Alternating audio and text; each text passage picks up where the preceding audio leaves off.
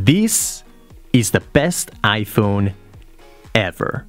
I hate when people say that. Yeah, it's the latest and most expensive iPhone. If it weren't, they probably wouldn't be releasing it. Then again, I guess that comment, at least when it comes to the iPhone 10, is born from the knowledge that people don't like change. The iPhone 10 is dripping with it. For a notch hater, a Touch ID lover, it might be a completely reasonable question. Is the iPhone 10 the best iPhone ever? Well, after using the iPhone 10 all day, every day for the past month, I think it's time to find out.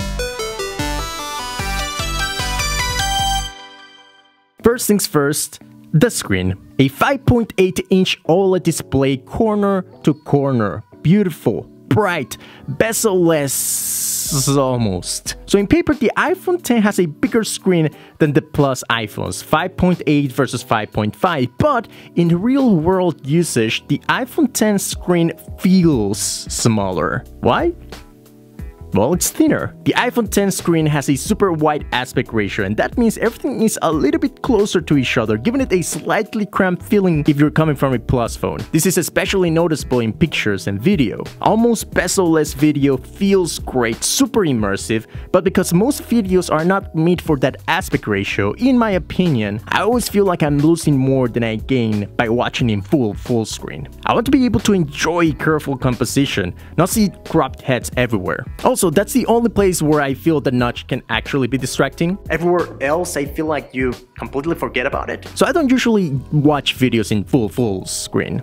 Is that the correct term? I'm just gonna roll with it. I don't get much of a choice with the rare super wide videos. And because I don't watch in full screen, that makes the size of the video I watch smaller than if I were watching on a Plus iPhone. By the way, something I don't see mentioned a lot is just how smooth to the touch the phone itself feels. Even when using a case, at least an official iPhone case, link in the description. Maybe it has something to do with the water resistant technology, I don't know, but it feels nice. Speaking of water resistance technology, aka the future, it's great. You saw me put it in water a couple of times on my last video, and early on, when I just got the phone, I even took it with me in the shower, you know, to watch some YouTube videos as I shampooed. Then I read water resistance could actually wear off after a while, so I decided not to risk it and just enjoy the peace of mind that technology brings. Let's not tempt fate by purposely dipping it in water anymore. How about that? This is a $1,000 phone and it's capable of fast and wireless charging. But you need to spend even more money on accessories if you want to enjoy those. Face ID is awesome,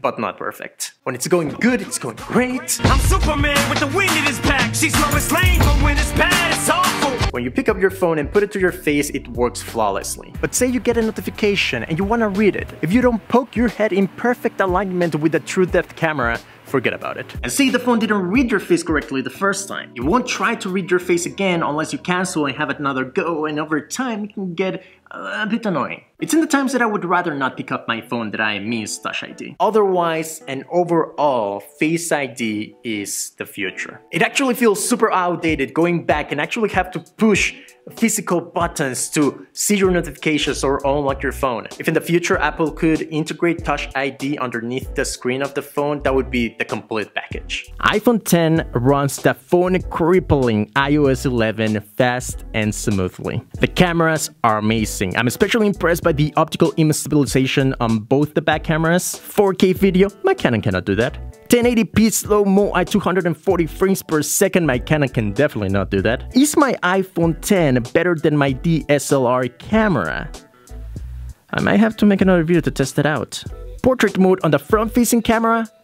It's not there yet. Seriously, stop using it. It doesn't look good, I'm sorry. And not all pictures are better with a blurred background. But hey, if Google can do it right without any extra sensors, maybe Apple can do it too someday. Portrait mode on the back-facing camera though, amazing. Not always perfect, but maybe the best portrait mode on any phone, maybe. The battery lasts all day for me. One day I actually reached the end of the day with over 50% of the battery left. And if you're a super high-intensity user, low battery mode is your friend. The iPhone 10 is a different kind of iPhone, but Face ID is better than Touch ID in most cases, and you will rarely notice the notch ever being there. The screen might feel a tad smaller than a Plus, but the edge-to-edge display is stunning. I honestly believe the iPhone X adds way more than it takes away, and it is the best iPhone ever. I hope you enjoyed this video. If you did, please give it a thumbs up. But either way, thank you for watching, and I'll see you in the next one. Here we go.